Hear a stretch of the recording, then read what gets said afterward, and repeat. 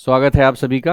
आज हम डिस्कस करने वाले हैं हमारे 2026-25-26 का जो सीबीएसई का सैम्पल पेपर आया है उससे रिलेटेड जो क्वेश्चन है जो सीबीएसई की साइट पर हैं इनके बारे में क्वेश्चन कैसे सॉल्व करना है और इनका थोड़ा सा डिटेल एनालिसिस करेंगे।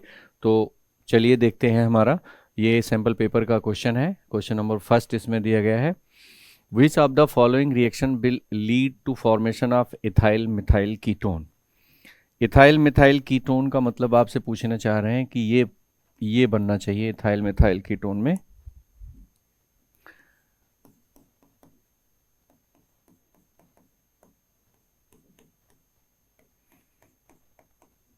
ठीक, इथाइल मिथाइल कीटोन ये हो जाएगा इथाइल, ये हो गया मिथाइल और इसे हम बोल देंगे कीटोन।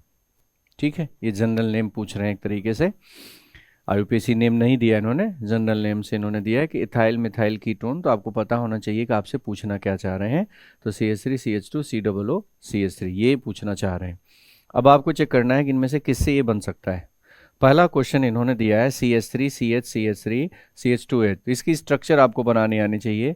एक्चुअल में यह है CH3, यहाँ से है CH, इससे CH3 आपका ये बॉन्डिंग में है, ब्रांच में है, और फिर इसके बाद यहाँ CH2 है और इससे लगा हुआ OH है।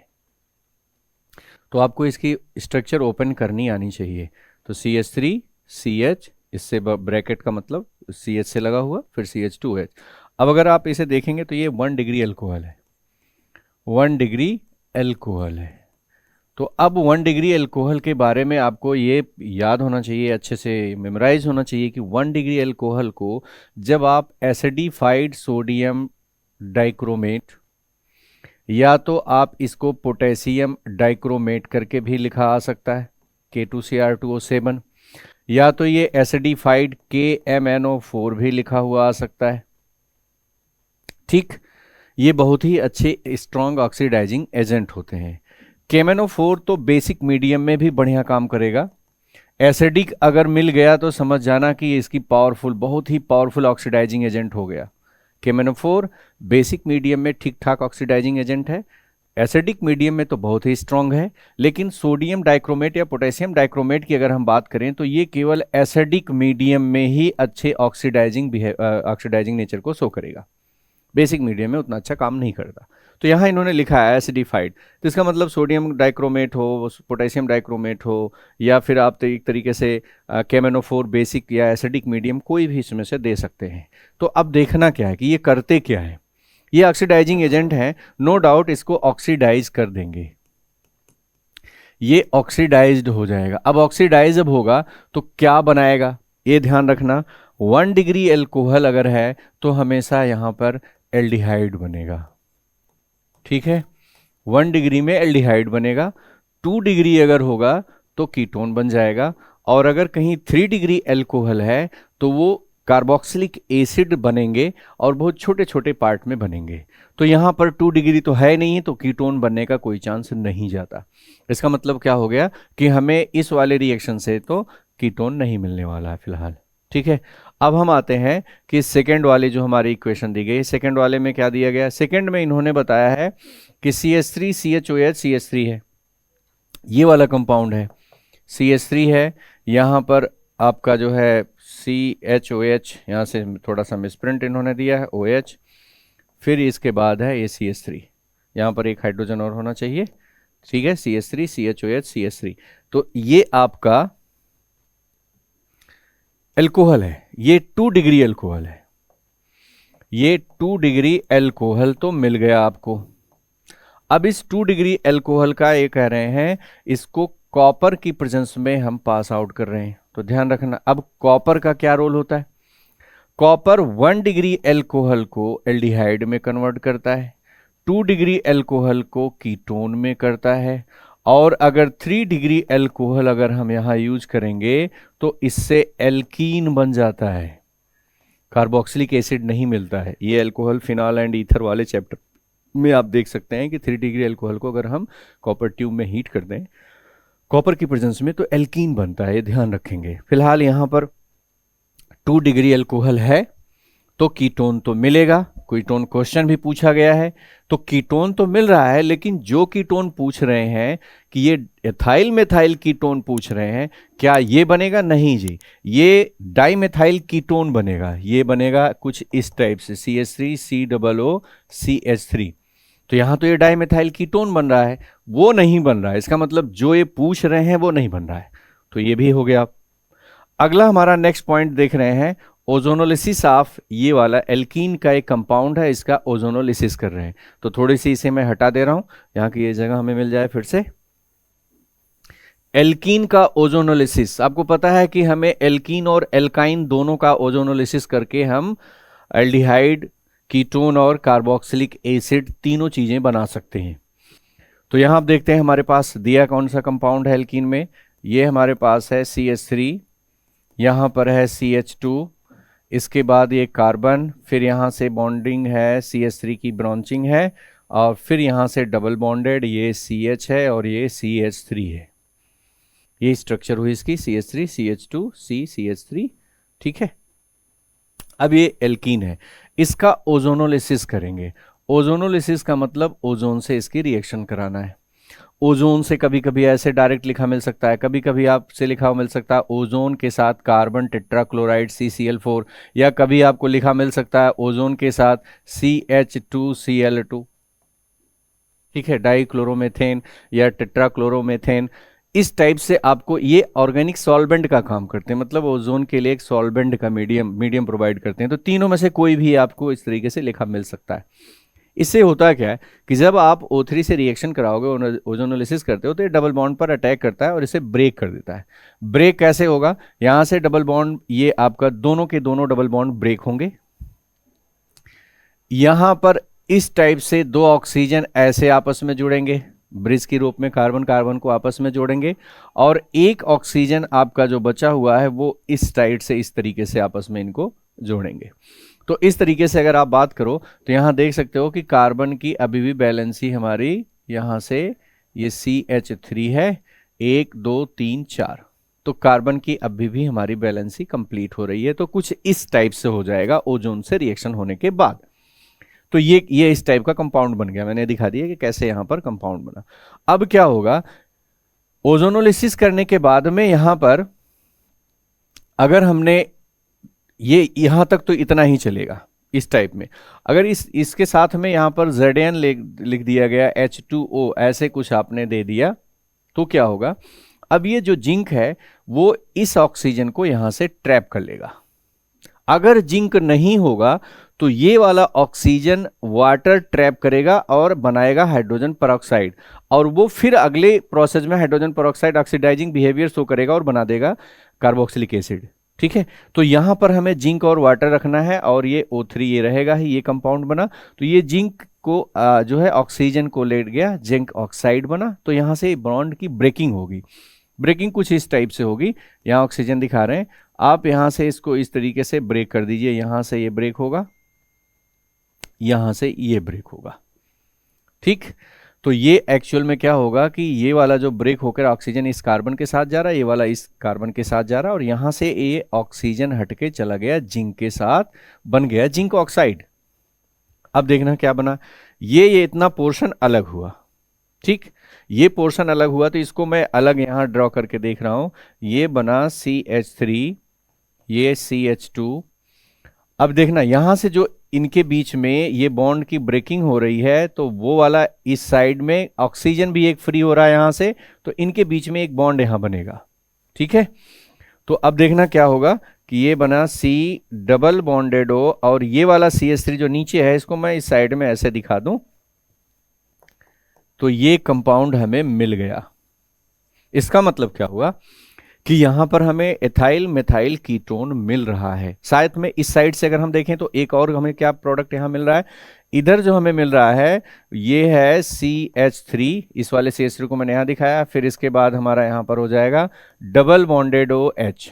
इसका मतलब इस वाले कंपाउंड से हमें दो प्रोडक्ट मिल रहे हैं, एक तो हमें मिल रहा है एसिटाल्डिहाइड और एक मिल रहा है एथाइल मेथाइल कीटोन। तो दो प्रोडक्ट आपको मिल रहे हैं, और इन्होंने क्वेश्चन में पूछा है कि भैया हमें एथाइल मेथाइल कीटोन चाहिए, तो बन रहा है इसमें। इसका मतलब इस वाले रिएक्शन से आप बना सकते हैं, ठीक।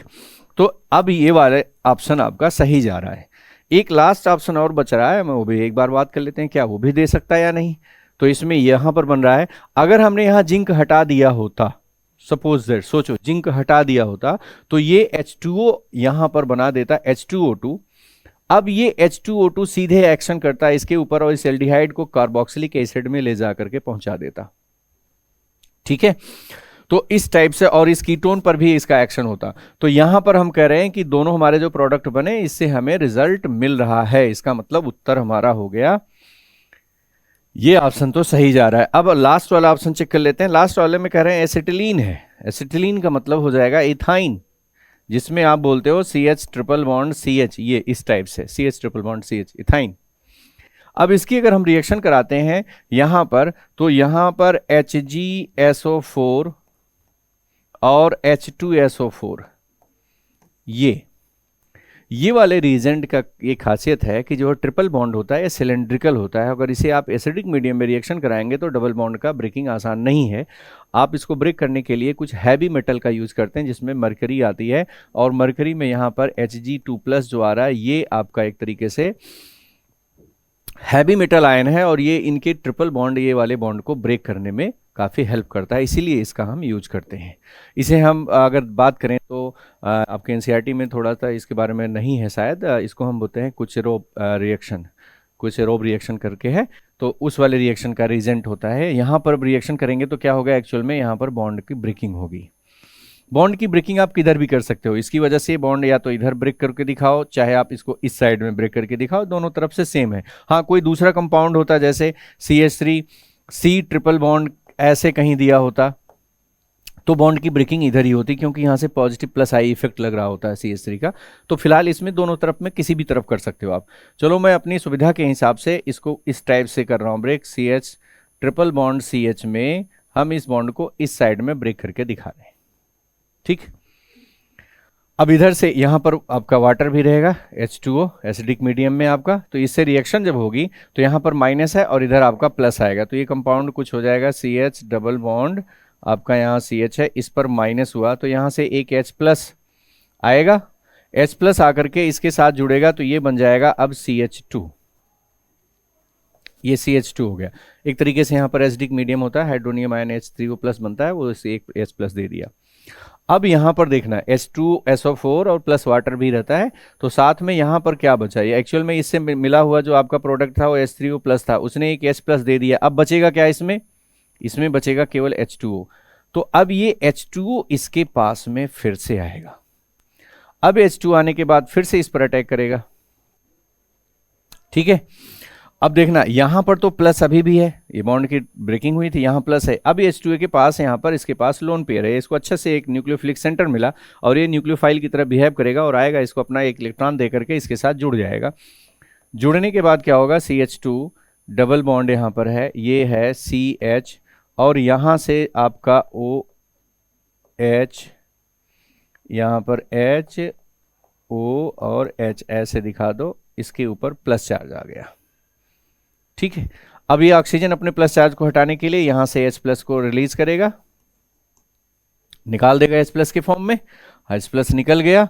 तो अब ये कंपाउंड कुछ इस टाइप से हो जाएगा, CH2 डबल बॉन्ड यहां पर CH, और ये बन गया OH, ये आ गया फाइनल, इसकी कंडीशन ये बन गई, प्लस चार्ज हट गया।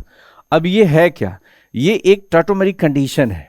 टाटोमेरिक कंडीशन का मतलब क्या है कि यहां पर देखना ये कुछ इस टाइप से चेंज हो जाएगा, चेंज होकर के ये हाइड्रोजन यहां से शिफ्ट होकर के इस पर जाएगा, ये बनाएगा CH3, यहां पर बॉन्ड की ये ब्रेकिंग इस साइड में जाएगी, ये डबल बॉन्ड शिफ्ट होगा, इस तरीके से यहां नेगेटिव आएगा, नेगेटिव चार्ज यहां आते ही हाइड्रोजन यहां से शिफ्ट होगा, इस पर आएगा, यहां प्लस होगा, प्लस में अब ये ऑक्सीजन पर जो नेगेटिव है इसके बीच डबल बॉन्ड हो जाएगा, तो यहां से डबल बॉन्डेड O और H, ये इस टाइप से बन जाएगा।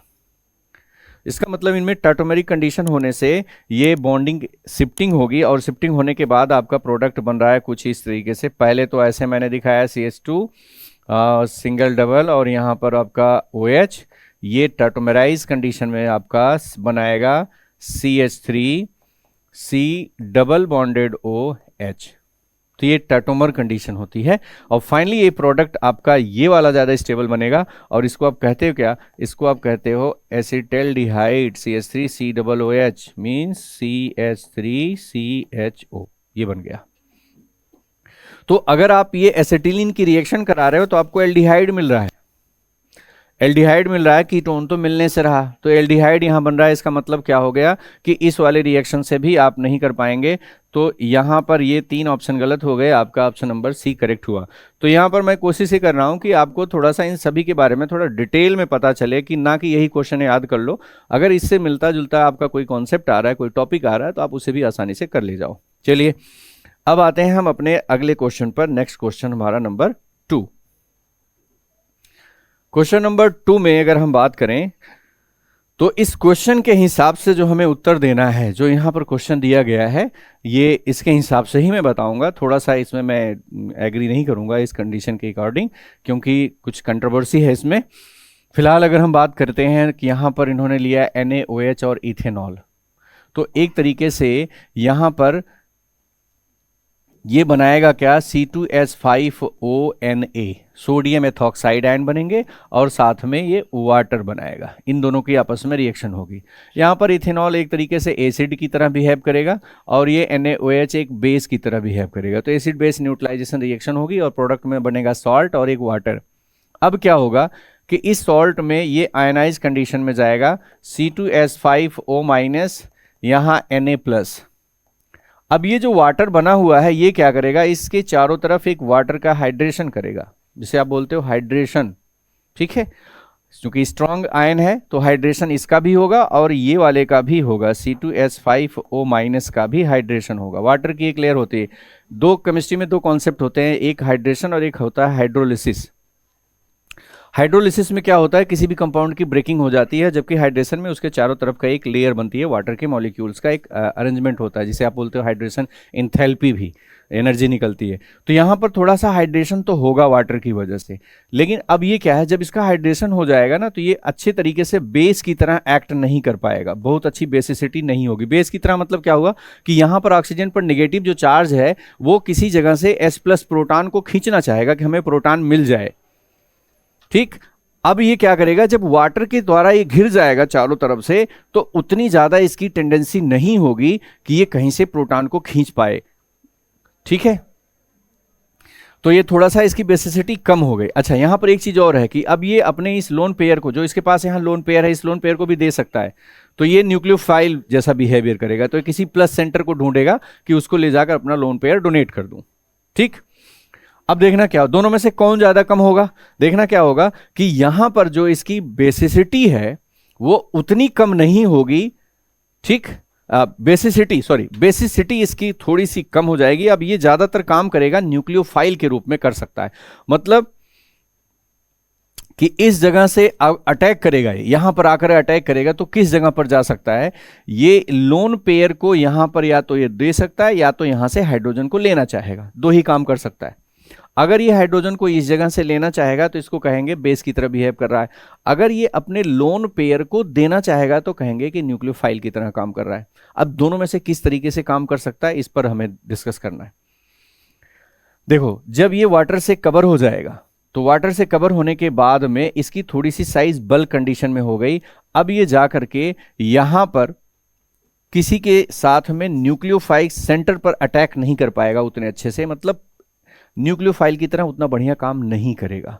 ठीक, दूसरी बात है कि ये बेस की तरह बढ़िया काम कर जाएगा। बेस की तरह मतलब प्रोटॉन को खींच कर ले जा सकता है, लेकिन जुड़ नहीं सकता, बड़ा हो गया साइज थोड़ी। तो अब देखना क्या होगा, यहां पर इसका नेचर, कंपाउंड आपका है CH3 CH2 CH2, अब यहां पर CH2 और ACl। ठीक है, ये 1 डिग्री एल्काइल हैलाइड है, 1 डिग्री एल्काइल हैलाइड। ठीक है, अब 1 डिग्री एल्काइल हैलाइड में यहां पर क्लोरीन और कार्बन के बीच में थोड़ी सी पोलैरिटी की डिफरेंस होने से इस पर नेगेटिव चार्ज आएगा और इस पर आएगा पॉजिटिव चार्ज। ठीक, पॉजिटिव चार्ज आएगा। पॉजिटिव चार्ज इसका मतलब हो गया न्यूक्लियोफिलिक सेंटर है। अब इस न्यूक्लियोफिलिक सेंटर पर C2H5O- जो एथॉक्साइड आयन है, ये यहां पर आएगा, अटैक करना चाहेगा इस जगह पर।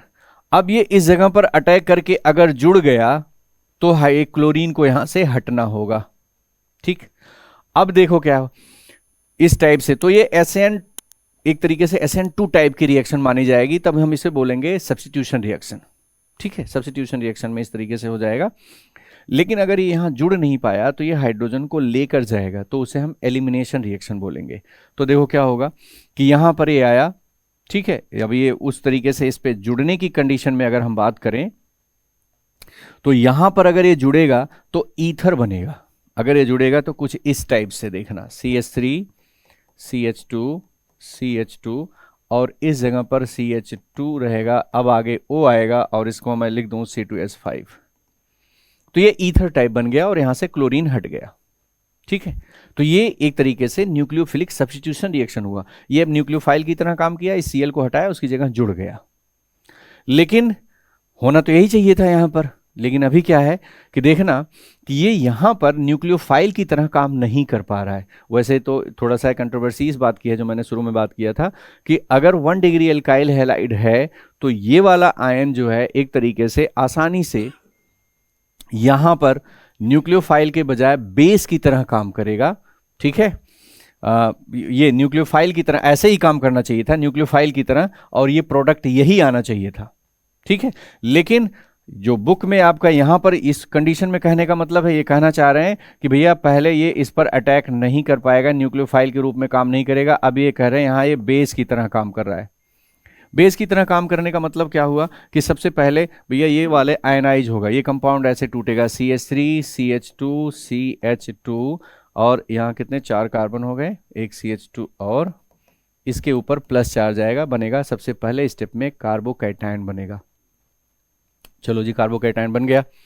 अब यहां पर जाकर के ये इससे जुड़ने की कोशिश करेगा, इस कार्बोकैटायन के जो सेंटर पे C पे प्लस पे अटैक करेगा। अब देखते हैं, इसके बल की साइज थोड़ा है, जो भी है बल की साइज की वजह से ये इस पर नहीं जुड़ पाएगा, रिपल्सन भी हो रहा है। ठीक है, यहाँ पे हाइड्रोकार्बन है, इसमें भी है। तो अब क्या होगा, ये वाला अल्फा कार्बन का जो हाइड्रोजन है, ये अल्फा हाइड्रोजन को खींच कर ले जाएगा। जब जुड़ नहीं पाएगा तो खींचकर हाइड्रोजन को, यहां से एक हाइड्रोजन को मैं ऐसे दिखा दूं कि यहां पर ये हाइड्रोजन जो है, एक हाइड्रोजन ऐसे दिखा दे रहा हूं। अब इस हाइड्रोजन को कहेगा भैया मुझे दे दो, अगर मैं जुड़ नहीं पा रहा हूं तो हाइड्रोजन दो। अब जब हाइड्रोजन को ये यहां से लेके जाएगा तो क्या बन सकता है, जरा देखना, ये कंपाउंड बनेगा। अब ये CH3 CH2 यहां पर प्लस है, यहां हाइड्रोजन जाएगा, इस पर माइनस चार्ज बचेगा, तो ये आएगा CH माइनस और यहाँ CH2 प्लस, और जैसे प्लस माइनस होंगे तुरंत इनके बीच में बन जाएगा डबल बॉन्ड। इसका मतलब आपको ये वाला प्रोडक्ट मिल गया। इसका मतलब अब एल्कीन मिलेगा।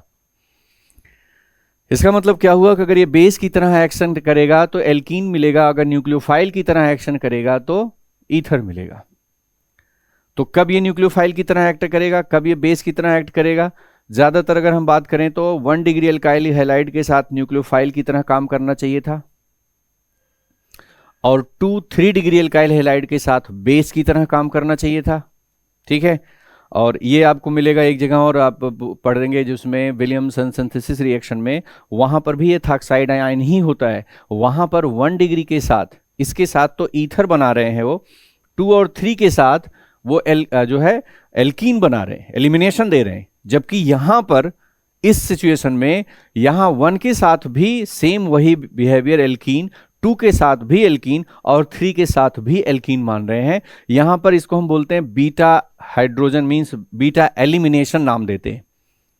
ठीक है, बस इतना सा अंतर है कि वहां पर जो विलियमसन सिंथेसिस में रिएक्शन में यूज होता है वो एथॉक्साइड आयन, वो डायरेक्ट सोडियम मेटल को एथेनॉल में डाल करके बनाते हैं। तो वहां पर केवल एथॉक्साइड आयन प्योर कंडीशन में होता है, इसके साथ में कोई वाटर वाटर नहीं होता है। इसका मतलब उसमें उस जगह पर उसकी बेसिसिटी को कोई इफेक्ट नहीं कर रहा होता है। जबकि इस सिचुएशन में अगर हम बात करें, यहां पर थोड़ा सा वाटर बनता है। अब उसी की वजह से आप कह सकते हो कि ये यहां पर एलिमिनेशन रिएक्शन शो कर रहा है, ये न्यूक्लियोफाइल की तरह काम नहीं कर पा रहा है। तो ठीक है, बस ये बात है। इसके हिसाब से एल्कीन और विलियमसन सिंथेसिस के हिसाब से ईथर बनाएंगे आप। दोनों कंट्रोवर्सी है, आप देख लेना, डिस्कस कर लेना इसमें। और तो यहां पर हमारा बी जो प्रोडक्ट बनेगा इन क्वेश्चन के हिसाब से क्या बन रहा है जी? बी हमारा बन रहा है CH3 CH2 double bond CH2, alkene बन रहा है यहां पर। ठीक है, अब एल्कीन हमारा, ये सॉरी बी नहीं ए है, ये ए है हमारा प्रोडक्ट, फर्स्ट प्रोडक्ट हमारा ए बन गया एल्कीन। अब इस एल्कीन की कह रहे हैं कि इसका हाइड्रेशन किया जाएगा एसिडिक मीडियम में। एसिडिक मीडियम H2O प्लस का मतलब है H3O प्लस है, H3O प्लस, तो इसका हाइड्रेशन हो जाएगा सीधे सीधे, यहाँ पर बॉन्ड की ब्रेकिंग होगी, इस पर आएगा प्लस माइनस, यहाँ से हाइड्रोनियम आयन अपने प्लस को देगा, तो ये प्रोडक्ट कंप्लीट चेंज होगा सीधे सीधे CH3 CH2 प्लस यहाँ है, और ये बन जाएगा CH3 इसका हाइड्रोजन। अब इसमें से बचा क्या, इसमें से बचेगा H2O, ये न्यूक्लियोफाइल की तरह अब काम कर रहा है। अब ये न्यूक्लियोफाइल की तरह काम करेगा तो इस पर जाकर अटैक करेगा, यहाँ पर ये अटैक इस पर करेगा, तो बनेगा क्या CH3 CH2।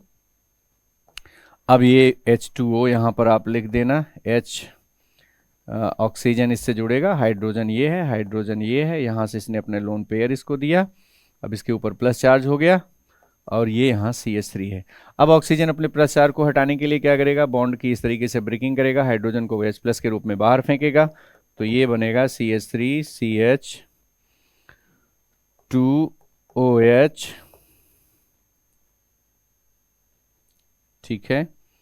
और आपका बन गया, यहाँ पर एक हमने ये गलती हुई थी, यहाँ CH ही रहेगा, 2 3 4, तो ये मिसप्रिंट है, यहाँ हटा लेना, यहाँ केवल एक H रहेगा, यहाँ पर भी एक H, ठीक है। अब ये आपका हो जाएगा CH और इसके साथ में CH3, तो इसका मतलब आपको बन गया 2 डिग्री अल्कोहल बन गया, मतलब यहाँ पर आपको प्रोडक्ट वो जो मिल रहा है वो 2 डिग्री अल्कोहल मिल रहा है, ठीक है। तो 2 डिग्री अल्कोहल, तो इसका मतलब ये B क्या है, B है secondary alcohol, means 2 degree alcohol है, ये है B, A है A, ये वाला A, तो आपको पता चल गया A क्या है और हमारा B क्या है। A है हमारा ये प्रोपाइन है, 1 प्रोपाइन पर पहले पर आपका डबल बॉन्डेड है, और आपका B हो गया इथेनॉल, ठीक है। एक और इसी में कह रहे हैं कि A से B बनाया तो B पता चल गया, तो दे चेक करना B क्या हो सकता है, B पहले चेक कर लो, B आपका बन रहा है 2 डिग्री अल्कोहल, ब्यूटेनॉल, कहाँ गया, ब्यूटेन 2 ऑल, यहाँ मिल रहा है। ब्यूटेन क्या है, 1 मिनट, 1 2 3 ही कार्बन है ना, 1 2 3 4, और 4 कार्बन है, एक कार्बन मैंने कम कर दिया, CH3 CH2 CH, यहाँ पर डबल बॉन्डेड, तो एक्चुअल में ये बन जाएगा CH3 CH2 CHOH CH2, यहाँ बनेगा, एक एक कार्बन कम हो गया था बाय मिस्टेक, यहाँ पर CH3 CH2, ठीक। अब ये आपका बन गया, तो ब्यूटेन 2 ऑल, यहाँ पर 2 डिग्री, 1 2 3 4, ब्यूटेन 2 ऑल 2 डिग्री बन गया, इसका मतलब हमारा ये वाला ऑप्शन सही होना चाहिए। और फिर कह रहे हैं इसी में कि ए को अगर हमने रिएक्शन कराया, मीन्स इसी वाले रिएक्शन को, अब इसे हटा कर रहे हैं एक ऐसे रिएक्शन कराया ए को, ये हमारा ए है, ए को कह रहे हैं कि डाइबोरेन से रिएक्शन है, इसे बोलते हैं SBO, hydroboration oxidation. Hydroboration oxidation एक तरीके से यहाँ पर क्या होगा कि इसमें से ये वाली पूरी रिएक्शन होगी, तो एक्चुअल में H प्लस और OH माइनस दोनों जुड़ते हैं डबल बॉन्डेड पे, तो डबल बॉन्ड दोनों पर जुड़ेंगे, कैसे जुड़ेंगे ये देख सकते हो आप, यहां एंटी मार्कोनिकॉफ नियम चलता है, एंटी मार्कोनिकॉफ जो है ये रूल चलेगा। तो उसमें होता क्या है कि मार्कोनिकॉफ आप जानते हो, नॉर्मली आप पढ़ते हो कि जो है नेगेटिव पोर्शन ऑफ न्यूक्लियोफाइल का वो उससे जुड़ता है, जो नेगेटिव पोर्शन है किसी भी अटैकिंग रीजेंट का, वो उस वाले कार्बन से जुड़ता है जिस पर हाइड्रोजन सबसे कम हो। यहाँ इसका उल्टा चलेगा, इसका मतलब यहाँ पर H प्लस और OH माइनस जो आ रहा है, तो नेगेटिव वाला ये है, ये हाइड्रोजन के बजाय इस वाले से जुड़ेगा, तो ये H प्लस इस पर जाएगा, तो इसका मतलब प्रोडक्ट आपका मिलेगा ये एंटी मार्कोनिकॉफ के हिसाब से CH2, यहाँ बनेगा ये CH2 और ये बन जाएगा CH2OH, तो आपका ये है C, ठीक है। तो C में क्या बना, 1 2 3 4 ब्यूटेनॉल बना, तो ये भी है सही से मिल रहा है, इसका मतलब हमारा ऑप्शन नंबर C बिल्कुल एकदम क्लियर करेक्ट है। तो ऑप्शन नंबर सी हो जाएगा। तो ऊपर वाले में थोड़ा मैंने टाइम जो लिया था इस वजह से कि ये दो जगहों पर थोड़ा सा है, इसको ध्यान रखेंगे। अगर यही एथॉक्साइड आयन में यहाँ इथेनॉल नहीं होता, अगर सीधे सीधे यहाँ पर Na और C2H5OH दे बोल देते, Na इथेनॉल, इथेनॉल, ठीक है, अगर ये दे देते तो Na और इथेनॉल से केवल प्योर एथॉक्साइड आयन बनता, तो भैया यहां पर उत्तर ए एल्कीन के बजाय ईथर होता। ध्यान रखेंगे। चलिए आगे बढ़ते हैं। नेक्स्ट क्वेश्चन नंबर हमारा क्वेश्चन नंबर 3 पर। The counter ion in the coordination compound CO, ये तो आसान सा है, सिंपल सा है, CONH3। तो यहां देखना ये आपका कोऑर्डिनेशन एंटिटी है, ठीक है, ये कॉम्प्लेक्स पोर्शन है जो बड़े ब्रैकेट के अंदर होता है। ये आयनाइज होने के बाद ब्रेक नहीं होता, ये वाला ब्रेक होकर अलग हो जाएगा। एक्चुअल में इसको आप ब्रेक करोगे तो यहाँ इस तरीके से टूटेगा, CH3NH3 का होल 5, और यहाँ आया NO2, ये कंप्लीट लार्ज ब्रैकेट है, इस पर आएगा प्लस चार्ज +2 का, और यहाँ से ये दोनों क्लोरीन यहाँ से टूटेंगे तो ये बनेंगे 2Cl-। ठीक है, तो एक्चुअल में क्या हो गया कि ये काउंटर आयन इसको बोलते हैं, काउंटर आयन, जो कोऑर्डिनेट एंटिटी के चारों तरफ, चाहे वो प्लस हो या चाहे वो माइनस हो, उनको काउंटर आयन बोला जाता है। तो यहाँ पर पूछ रहे हैं द काउंटर आयन ही पूछ रहे हैं, तो काउंटर आयन इसमें से कौन सा होगा? क्लोरीन होगा। ठीक है, तो सिंपल से हो गया कि यहाँ पर इसका उत्तर आएगा एमाइन, कोबाल्ट नहीं, ये भी नहीं होगा, ये क्लोरीन ऑप्शन, ये वाला सी वाला सही होगा आपका। तो ये हो गया क्लोरीन।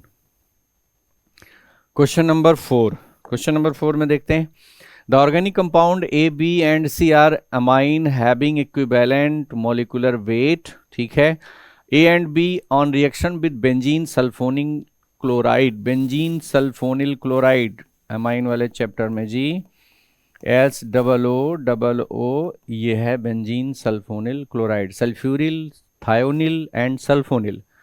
थायोनिल में SOCl2, सल्फ्यूरिल में S double bonded O Cl, यह है SO2Cl2, यह है सल्फ्यूरिल क्लोराइड। ठीक है,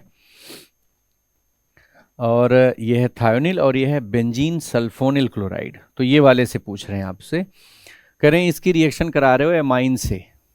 एमाइन में एक A है, एक B है, एक C है। ठीक है, करें कि इसके साथ रिएक्शन होकर के व्हाइट PPT बन रहा है, मतलब इसके साथ इनकी रिएक्शन हो रही है। तो एमाइन में कौन कौन से एमाइन है जो सल्फोनिल क्लोराइड से रिएक्शन करती हैं? देखना, इसका तो Cl हटता है और एमाइन का हाइड्रोजन हटता है। तो यहाँ पर एक्चुअल में जो भी एमाइन आनी चाहिए वो इस Cl को हटाने के लिए उसके पास हाइड्रोजन होना चाहिए। अब मैं, एक अमाइन A है, एक B है, एक C है, तो अमाइन में 3 कंडीशन हो सकती है, या तो 1 हो, या तो 2 हो, या तो 3 हो। मान लीजिए 1 डिग्री की है, तो 1 डिग्री का मतलब हो जाएगा NH2 यहाँ पर है, तो ये NH यहाँ दिखा दो, और ये हमारा ऑर्गेनिक कंपाउंड कोई एरोमेटिक तो नहीं है, नॉर्मल है, precipitate organic compound ABCR amine. ठीक है, मान लो इसको एल्काइल ग्रुप लगा है, तो ये राइल तो ऐसा कुछ कह नहीं रहे।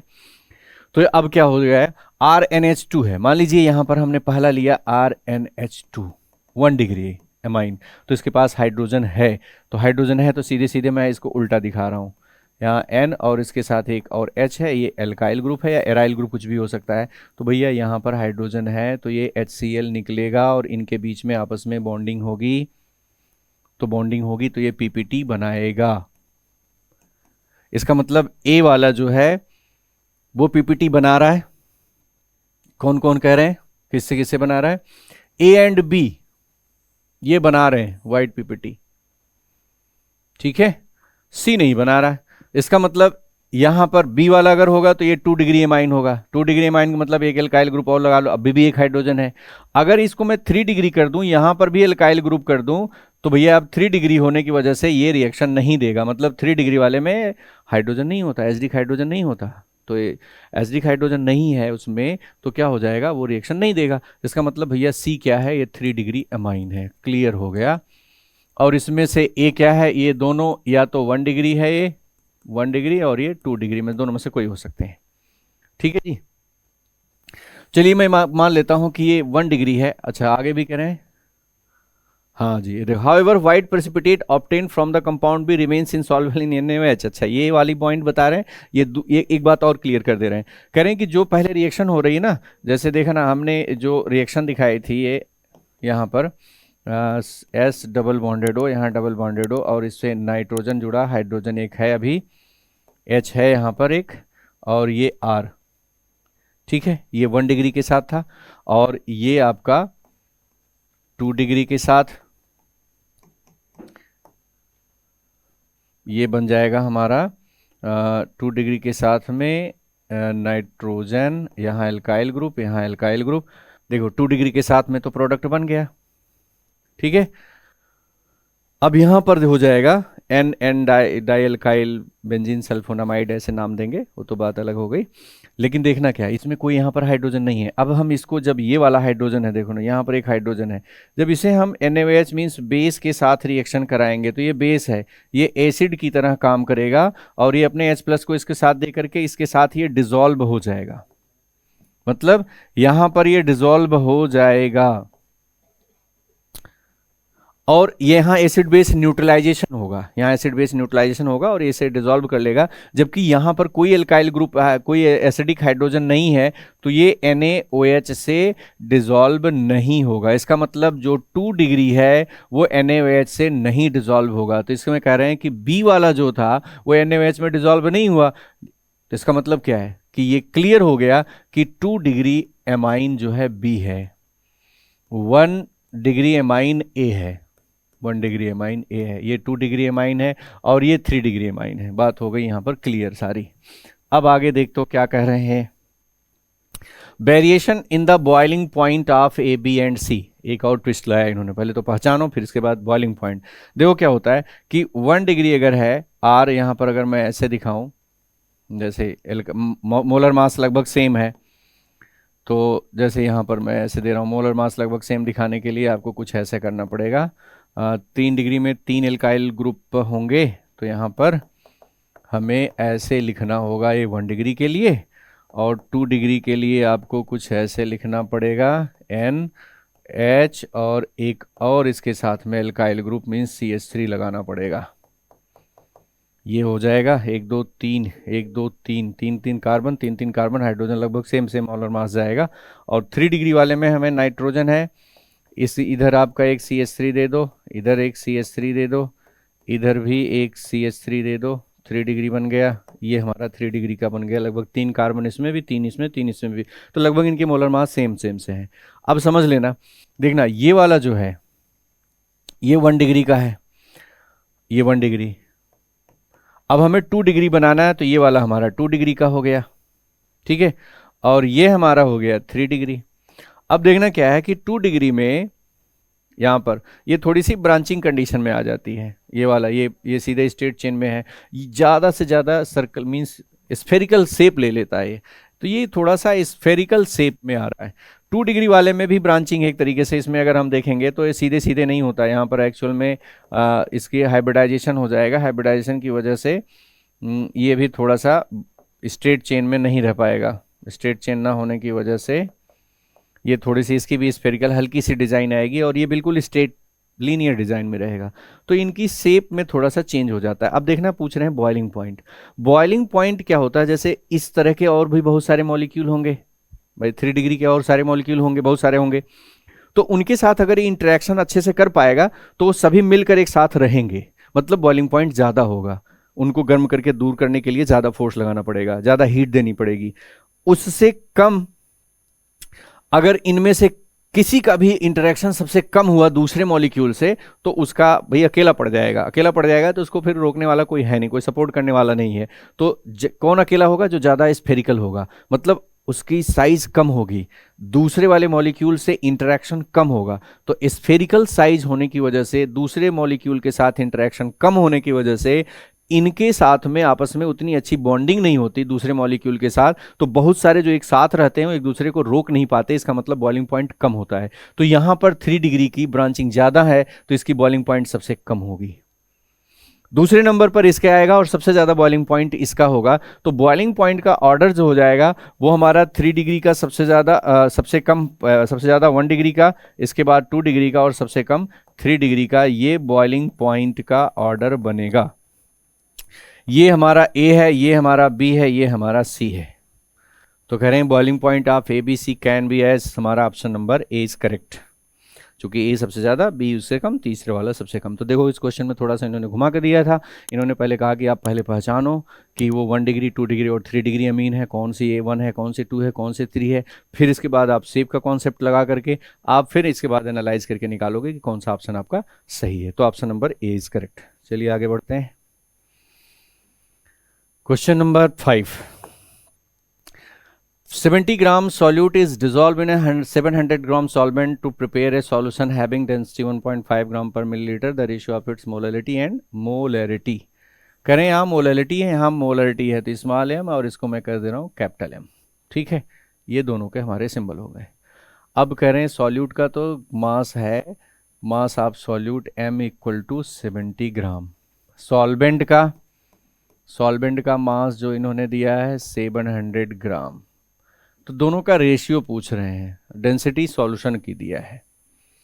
ठीक है, तो एक काम करो, पहले आप सीधे सीधे मोलैरिटी का फॉर्मूला लगाओ, mass by molar mass into 1000 upon mass of solvent in KG. Solvent चूंकि 100 कट चुके हैं 1000, इसलिए ग्राम में हो जाएगा सॉल्वेंट का मास। तो सीधे सीधे मोलैरिटी इक्वल टू मास कितना दिया है जी 70, तो यहाँ लिख दो 70। मोलर मास नहीं दिया है, मान लो कुछ भी है, मान लो मोलर मास m है। ठीक है, ये कैप ऐसे दिखा दो, इनटू 1000 अपान हो जाएगा मास ऑफ सॉल्वेंट कितना है जी 700। तो ये हमारा मोलैरिटी का इक्वेशन बन गया। अब फिर कह रहे हैं मोलैरिटी का निकालो जी।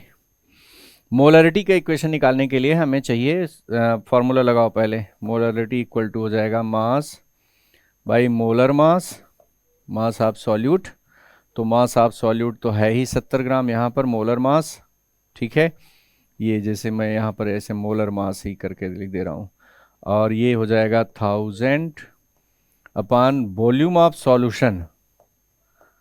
अब हमें सॉल्यूशन का वॉल्यूम चाहिए, तो सॉल्यूशन का वॉल्यूम के लिए इन्होंने देखो कुछ क्वेश्चन दिया है इन्होंने कि सॉल्यूशन का वॉल्यूम डेंसिटी दिया है। तो आपको पता है डेंसिटी इक्वल टू होता है मास अपान वॉल्यूम। तो यहां से वॉल्यूम इक्वल टू हो जाएगा हमारा मास बाई डेंसिटी। ठीक है, तो volume equal to mass upon density हो जाएगा। मास बाई डेंसिटी का अगर हम डिवाइड करेंगे तो हमें वॉल्यूम मिल जाएगा, वॉल्यूम ऑफ सॉल्यूशन।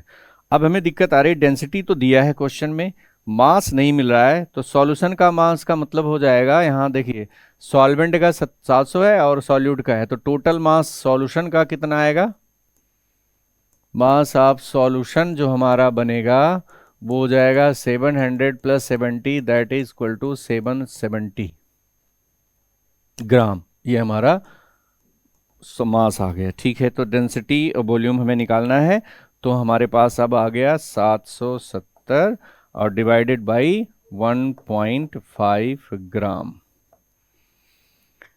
इसको ये वाला हमारा आ गया वॉल्यूम। ठीक है, यहाँ पर रख देते हैं। तो ये सब हटा रहा हूँ थोड़ा सा जगह के लिए। चलिए जी, हमारी मोलरिटी का फॉर्मूला तैयार हो गया, 70 अपान molar mass into 1000 divided by 770 divided by 1.5। तो हम इसको और थोड़ा सा सॉर्ट कर दें, 1.5 को ऊपर ले जाएं, ऐसे लिख दें। अब क्वेश्चन पूछ रहे हैं मोलरिटी वर्सेस मोलरिटी का रेशियो। तो जी हमारा मोलरिटी ये मिल गया, मोलरिटी ये है, तो मोलरिटी ऊपर रखो। इसका मतलब हमें इसमें डिवाइड करना है किसको, 1 में डिवाइड करना है इसको। तो यहाँ पर भी 70 अपान ये मोलर मास इंटू ये 1000 तो हुआ ही, अपान यहाँ हमारा क्या हो जाएगा 1.5 इंटू यहाँ 1.5 और ये divided by 770।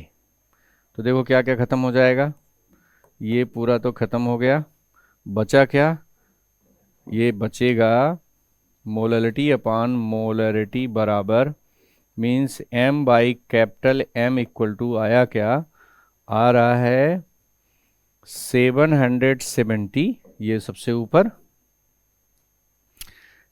Divided by 700 into 1.5 इतना आया 700। ठीक है, 700 नीचे 770 ऊपर 1.5। हाँ जी ठीक है, बिल्कुल हमारा मामला सही जा रहा है। तो अब देखें, इसको डिवाइड करके चेक कर लो कितना आया। तो ये हुआ हमारा 770 और ये हुआ 700 इंटू 1.5, तो कितना हो जाएगा? ये 7 इंटू 1 10 पावर 2 इंटू 1.5, तो 1.5 10.5 इंटू 10 की पावर 2, ये इतना आ गया। नीचे है और ऊपर हमारा है 770, तो ये हो गया 10.5 इंटू 10 की पावर 2। तो इसे ऊपर ले जाओ, 10 की पावर -2 कर दो। ठीक है, और ये हो जाएगा हमारा 10.5, तो इसको लगभग 10 मान के चलें अगर। हाँ 10 अगर हम नियर अबाउट ले लें तो कितना आ जाएगा?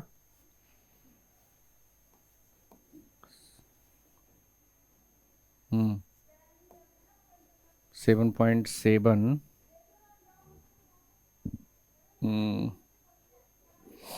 कितना आ जाएगा? 0.7 के करीब जा रहा है। तो ये 77 इंटू 10 की पावर -2 नियर अबाउट 0.77 आया। तो 0.7, अच्छा यहाँ पर 7 भी आ रहा है, यहाँ पर 7 भी आ रहा है भैया। तो इसका कैलकुलेशन बहुत बारीक करना पड़ेगा। देखो इन्होंने मामला ऐसा कर दिया कि आपको अब यहाँ पर हमें 10.5 ही लेकर चलना पड़ेगा।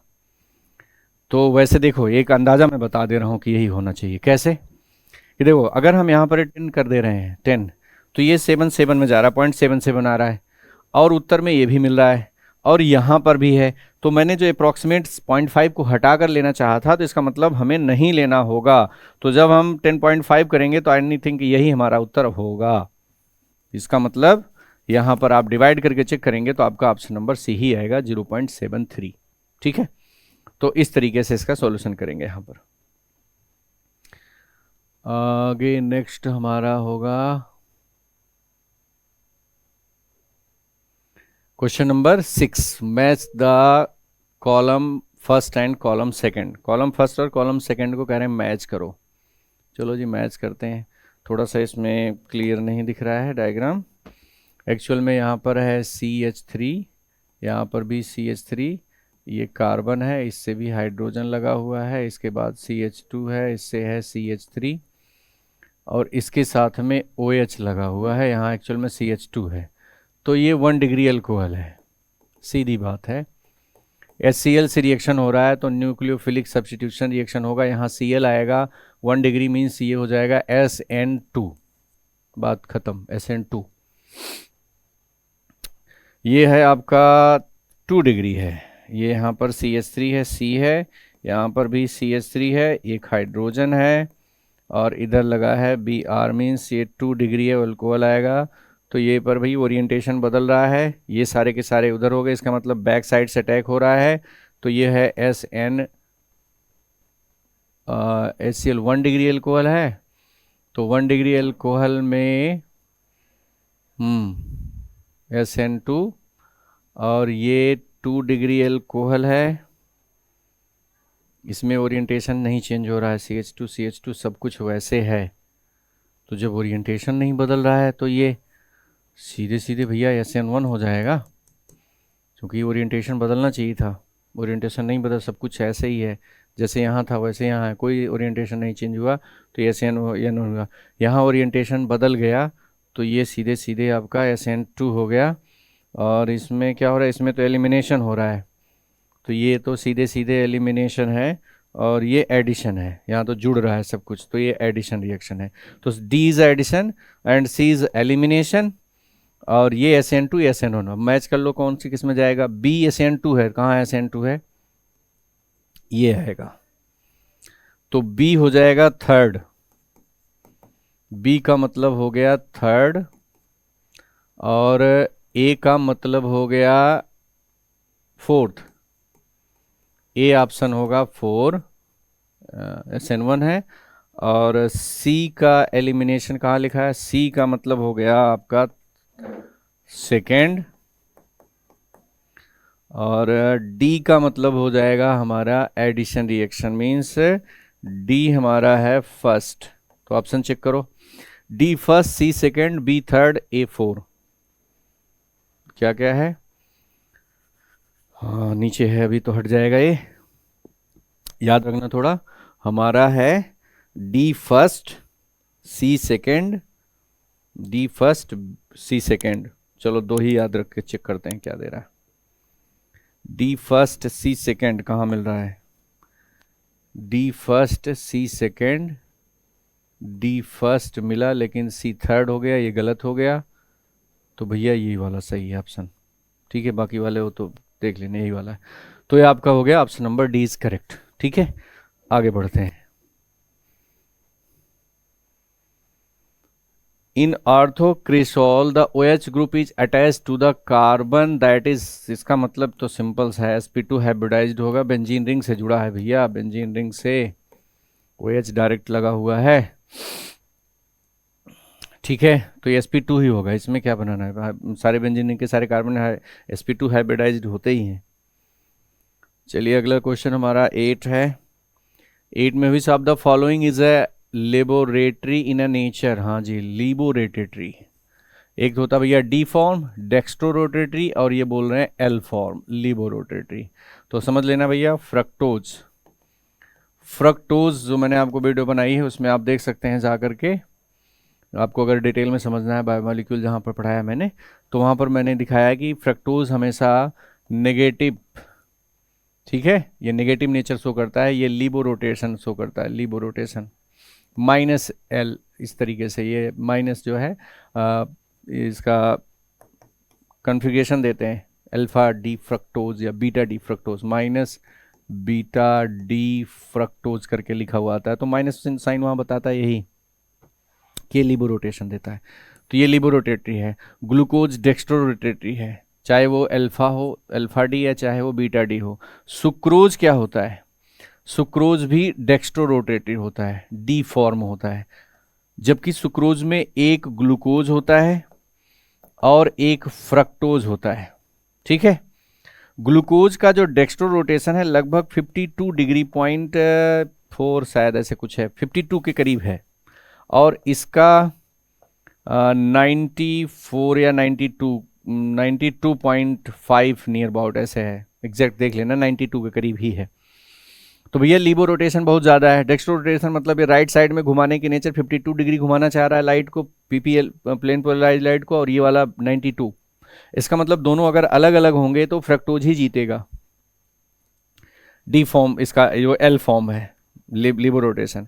लेकिन सुक्रोज में क्या होता है, इन दोनों के बीच बॉन्डिंग होती है, बॉन्डिंग होने से ये ग्लाइकोसिडिक बॉन्ड इनके बीच बनता है, और उससे इनका नेचर कुछ ऐसा हो जाता है कि वहाँ पर डेक्स्ट्रो रोटेशन ही नेचर शो हो पाता है। तो सुक्रोज डेक्स्ट्रो रोटेटरी है, ठीक है, ये डी फॉर्म शो करेगा, ये भी डी फॉर्म शो करेगा, ये भी डी फॉर्म शो करेगा।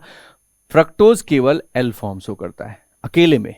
ग्लूकोज और फ्रक्टोज जब मिलते हैं सुक्रोज बनता है, तो डी फॉर्म ही होता है। हाँ, अगर आपने सुक्रोज को हाइड्रोलिसिस कर दिया, हाइड्रोलिसिस का मतलब वाटर के साथ रिएक्शन करा करके ग्लूकोज और फ्रक्टोज को तोड़ दिया, तो इसको बोलते हैं इन्वर्ट शुगर। तो वहां पर अब लिबो रोटेशन हावी हो जाएगा। तो आप बायोमोलिक्यूल वाले चैप्टर में देखेंगे तो उसमें आएगा एक इन्वर्ट शुगर करके कॉन्सेप्ट आता है। चलिए जी आगे बढ़ते हैं। Question number 9, the name inner transition metal of often used to refer to the lanthanide inner transition element का नाम lanthanide और actinoid।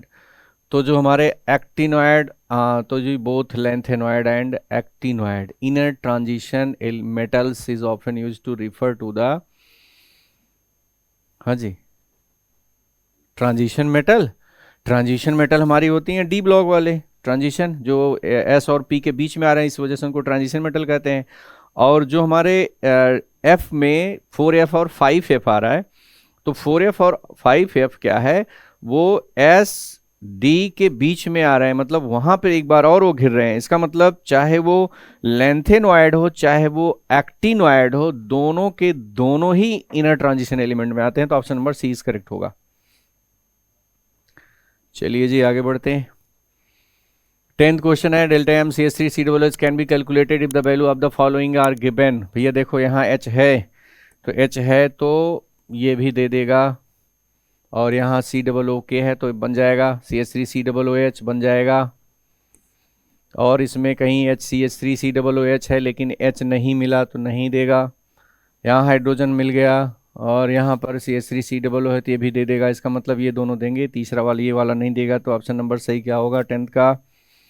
1 and 3। 1 and 3 कहाँ गया? 1 and 3 इधर, इधर 1 और 3 दोनों में से किसी एक से कम बन जाएगा आपका। ओनली वन नहीं, दोनों में से दोनों दे सकते हैं।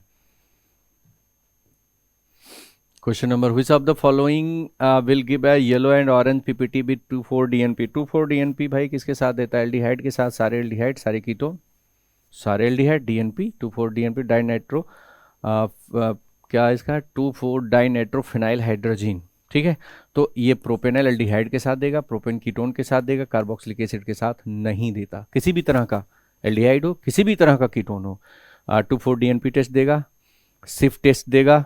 ठीक है, और हाँ फेलिंग और टॉलन के साथ तो सभी नहीं देते हैं। तो फिलहाल 2,4-DNP है, तो ये भैया धड़ल्ले से प्रोपेन और प्रोपेनान 2 दोनों के साथ देगा। तो फर्स्ट एंड सेकंड कहाँ गया? First and second, option number first is correct.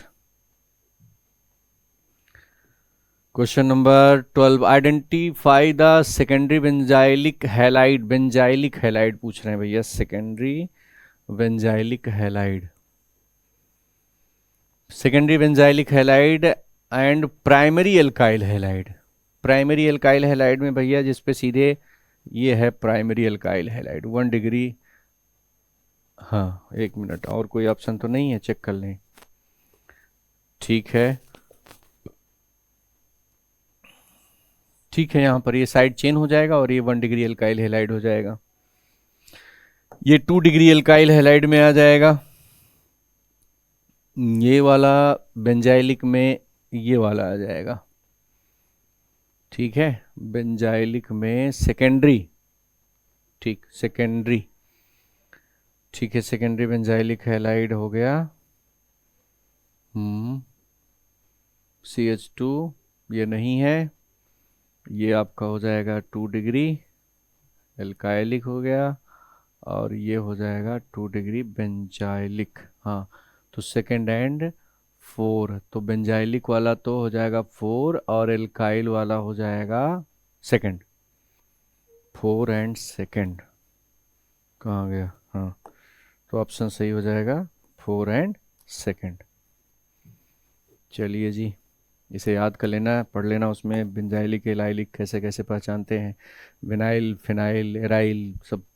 Assertion, secondary aliphatic amine react with nitrous acid to form aliphatic diazonium salt. नहीं जी, सेकेंडरी एलिफैटिक एमीन हो, react with nitrous acid to form aliphatic diazonium salt. Diazonium salt तो aromatic ही बनाते हैं, aliphatic तो देते ही नहीं, तो गलत हो गया। ठीक है, लेटेड ना ये नहीं है। तो नाइट्रोजन गैस ये evolve during the reaction of nitrous acid can be used form the estimation of protein. हाँ जी बिल्कुल है, ये कार्बिलमिन रिएक्शन जब आप पढ़ते हैं उसमें से, तो एमाइन के जब उसमें रिएक्शन आप कराते हो तो आइसोसाइनाइड जो बनता है उसमें नाइट्रोजन गैस निकलती है नाइट्रस एसिड के साथ। ठीक है, उसमें आप चाहे देखो 1 डिग्री एराइल एमाइन हो चाहे 1 डिग्री एल्काइल एमाइन हो, 2-3 नहीं 1 डिग्री वाले ही देते हैं। तो ऐसा तो इन्होंने कहा नहीं, तो इन्होंने सेकेंडरी इन्होंने कह दिया, तो सेकेंडरी तो बिल्कुल ही कहानी ख़त्म है, BX रिएक्शन नहीं देती। ठीक है, देगा ही नहीं, कोई बात नहीं। ये वाला सही है आपका, प्रोटीन टेस्ट देता है। इसका मतलब A is wrong, B is right. तो कहाँ भैया, A is false, B is right. इसका ऑप्शन नंबर D सही होगा। Question number 14, assessment care should always be taken to ensure that solution that flow in the blood stream are of the same osmotic pressure at that of the blood। हाँ ठीक है, same osmotic pressure का मतलब isotonic होगा। Solution isotonic होना चाहिए। जो हमारे ब्लड का हमारा जो कंपोजिशन है, जितना उसमें मटेरियल है लगभग उतने ही जो इंट्रावेनस इंजेक्शन होते हैं ना, लिक्विड वाले जो लगाते हैं इंजेक्शन के साथ, उसका जो कंपोजिशन होता है 0.9% का होता है सॉल्ट का, जो हमारे ब्लड का होता है। तो सेम ऑस्मोटिक प्रेशर का होना चाहिए, ये बात तो सही है। चलिए, रीजन में sodium ion and potassium ion are responsible for the maintaining proper osmotic pressure balance inside and outside of the cell of the organism. भैया ये तो बायो का मामला हो गया, ये तो नहीं यहाँ पर हम कह सकते कुछ भी। सही तो ये भी है, sodium ion sodium potassium pump करके हमने पढ़ा था, 10th में शायद था, पता नहीं याद नहीं है। हाँ 12th में या 10th में ऐसे का सोडियम पोटेशियम पंप करके नाम सुना है कि वो एक्सचेंज करने में हेल्प करते हैं, कुछ है ऐसा।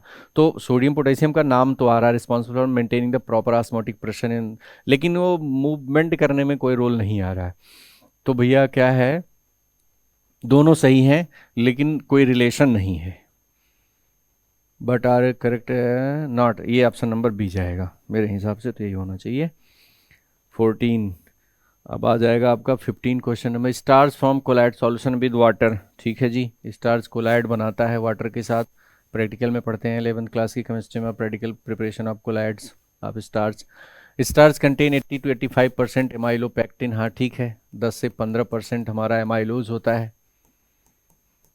ये वाटर सॉल्युबल है, ये वाटर सॉल्युबल है, ये वाटर इनसॉल्युबल है, ये पानी में नहीं घुलता जी एमाइलोपेक्टिन।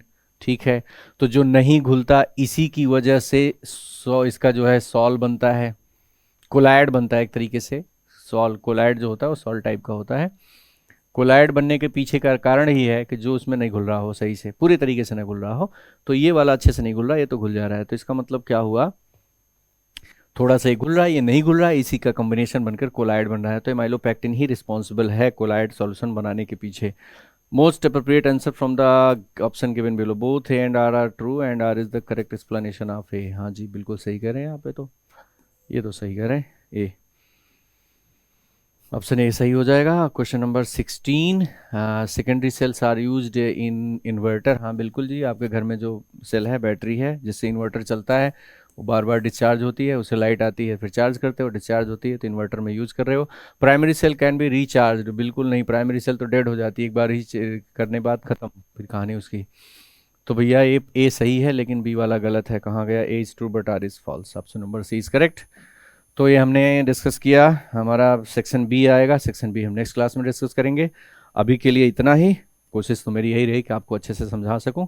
नेक्स्ट क्लास में आगे डिस्कस करेंगे, तब तक के लिए आप लोग देखते रहिए। थैंक यू, धन्यवाद।